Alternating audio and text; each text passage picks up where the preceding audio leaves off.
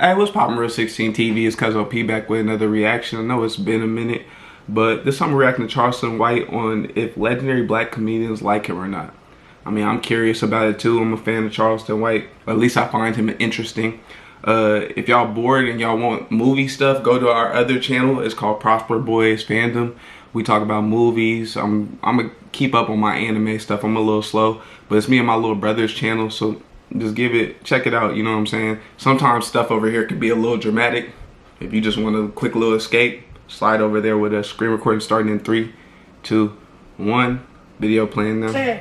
When I Google my name, no cap, I keep going, no jumpers. Hey, if somebody needs somebody to run they movie reviews, hey, we over here trying to put a little money behind this, boy. We'll make it happen. I noticed that I can't find myself on the front page of the American Bar Association Journal. Did you know that? No. I was on the front page of the American Bar Association Journal, working on laws and legislation. I started seeing Vlad TV interview. Then I Googled, I just did a study with Arizona State University, the Walter Cronkite School of Journalism on fatherlessness in America. I ain't gonna lie to you. Regardless of how you feel about Charleston White, shit like that is why I fuck with, bro. I'm like, his actions, I mean, he do a lot of wild actions, but a lot of his actions dictate to me what kind of person this man truly is. And I be respecting a lot of the shit he says. I ain't even gonna lie to you, I do. A national study with the biggest journalism school in the world, and I can't find it on the internet. What the f? I can't find this on the internet. Why? Because I became so polarizing as an internet persona. Now what I do on the internet is supersede real documentation. So I said, I have to attach myself. What's this called? It's called transform. Because you only got so much of a life on the internet. So what I saw was, I saw that podcasting was starting to come. Guys like Vlad and all these other guys were starting to be podcasts, they really couldn't do well. But their channels done well, their platforms done well. I started noticing that people on the internet with platforms cannot make this platform transform over here. That's what made me get into comedy. To see if I can make this come to ticket sales on stage. Why? Supply and demand. Why? That's what my audience is telling me. No, I feel him right here. Ironically, what I was talking about in the beginning kind of coincides with what he's saying. I guess it's not like this channel is just doing like magnificent, but I got a lot of talents that I feel like I could display, and I got a lot. My brother got a lot of talents I feel like he can display.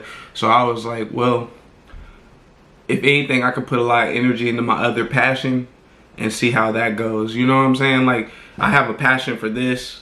Shout out DDG. He's the reason why I started reacting. He was doing what's it called, OnlyFans, but he was only just selling information on OnlyFans, because you don't gotta just do wild shit on OnlyFans. But when they came out with Patreon, it just made it easier to not associate yourself with that if you're doing this. But made me want to become a reactor. I was already doing YouTube, but I continued to, you know what I'm saying, look up to the people I looked up to. Talk real, but for the first 3 years, they laughing at me. I look at your rap Williams. So I started incorporating what they wanted from me. Snitch, Rap Williams, Uncle Russell's. Remember at first I was bashing white people. Talking about breaking white women at first, remember?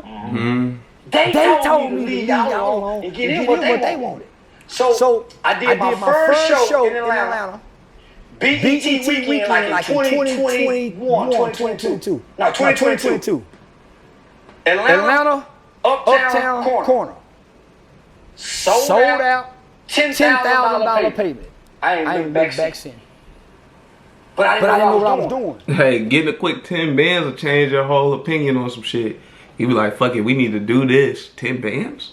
10 bands. I mean, I guess to some people that ain't shit, but to a nigga like me, 10 bands is damn near life changing. Dollar gifts. So I had transformed from being just a guy on there making y'all laugh. Within 6 months, I had a Live Nation tour. Me and TK Kirkland. 2 years later, I had my own residency at Wise Guys Comedy Club right here in Las Vegas, performing every Thursday in Town Square. So from then, I signed with agency, and yeah, it's been on. But that ain't nothing I wanted to do. Ain't nothing out, but because I didn't know what to do outside of the internet like most people. I had to fall back on what they want. So nigga, I just been giving people what they want. So what I do now is, when you call me for a booking, I listen to you. I see if you want to book Charleston persona or Charleston the man. You run into that problem that is like viral hijinks. So based on who you want, what you charge. You want Charleston? I ain't gonna like call me corny, but if I was to get an interview from Charleston White, I would want Charleston White the man. You know what I'm saying? Like, yeah, the wild shit might increase my chances of going up, but I really don't like the fact that negativity is the only thing that ever gets views. Like, that shit bugs the fuck out of me. Like, I understand it. I know you can't compete with that. It is what it is, but it's like that's one of them things I just don't like it. I personally just don't like it. I wish more positive things got highlighted, but you know what I'm saying? Who the fuck am I to complain about this shit? It's already in motion, you feel me? Like, you can't do too much about that shit. They want that food. You talking about 15, 16, 20,000, and they pay it. Why? They double it. They don't down roll now. So based on the type of questions and the line of questions, that's how I know what you're looking for. When you talk to like older black comedians, you feel like they understand. Okay, this is the question we came with. Do they think that you should clean it up? No, they follow more of the traditional blueprint. Sam West. Al Heyman. Okay. I know him. Shucky Ducky. So a lot of older guys. Okay. Eddie Griffin. Hey, Eddie Griffin. Shout out, real Missourian. Hey, Eddie Griffin's the truth. Whenever I'm telling people, like, my list of people that's from, like, Missouri and stuff like that, because technically I was born in Oklahoma, but the people from Missouri, Eddie Griffin's at the top, bro. That boy is at the top of my list. That man is at the top of my list, excuse me. He at the top of my list. He up there, dog.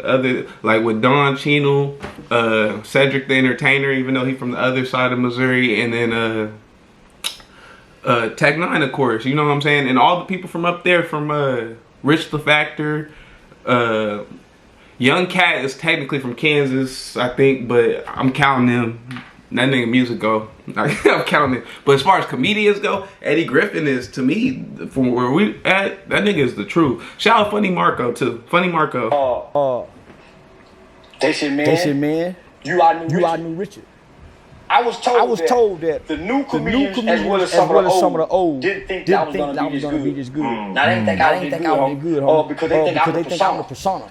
They don't know. I studied. I took theater and drama class in college. But I'm the old storyteller. So I'm the old. So it's the new ones who won't mention me or acknowledge. But all the old love me. Y'all the old love me. Definitely. I ain't gonna lie. I'm not gonna sit here and say I was in drama. I took drama classes, but if you go to most of my school stuff, I did most of the commercials and random shit for the school and wouldn't even be doing none of that shit.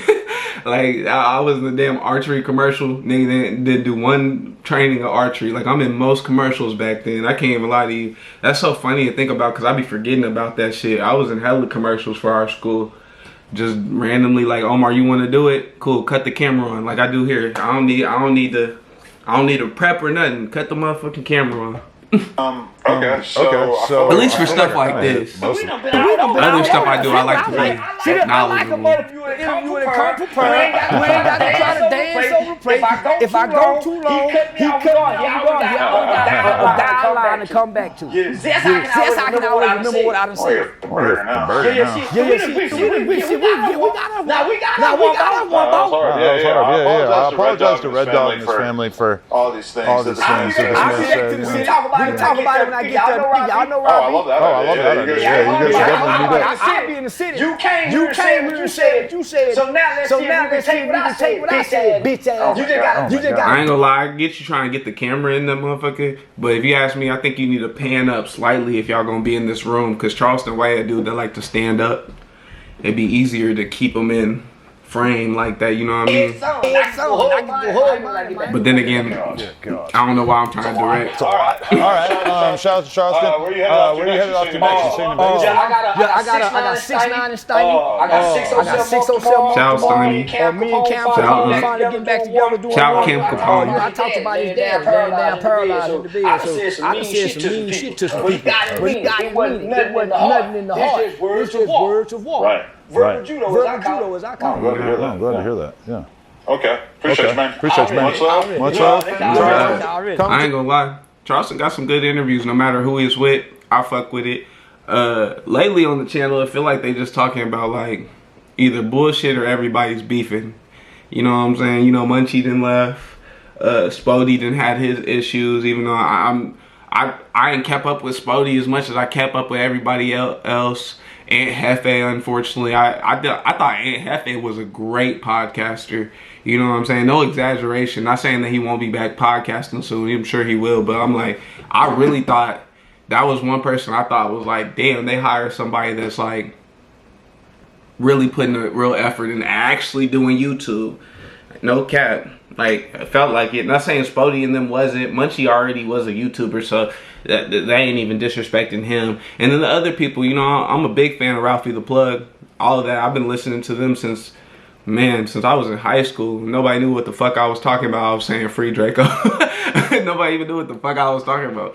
So, like, I ain't gonna lie, I like the cast of people. I like the dude that look like House Phone. I can't think of his name right now. You know what I'm saying? Of course, you got Lush.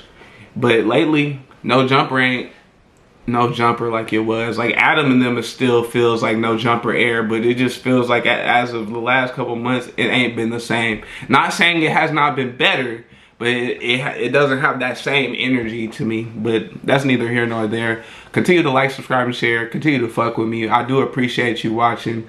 Go check out their channel just to show some respect. You know what I'm saying? I don't mean to just take most of their clips and not, you know what I'm saying, not show no love. They some real niggas. Holler at me. Bye.